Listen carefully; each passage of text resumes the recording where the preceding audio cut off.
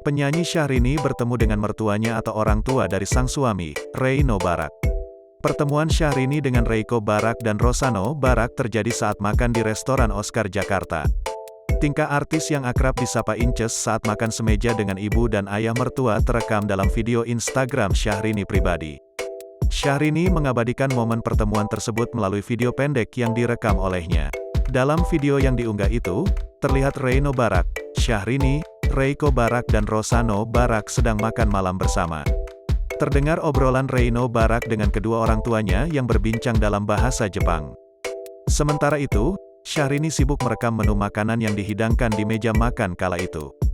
Terdengar obrolan Reino Barak dan Reiko Barak yang sedang membahas Indomie, makanan cepat saji dari Indonesia itu. Syahrini kemudian menawarkan itu kepada Reiko Barak, sang ibu mertua. "Mama mau coba," ucap Syahrini. Tak terdengar respon Reiko Barak atas tawaran Syahrini sebab video terhenti.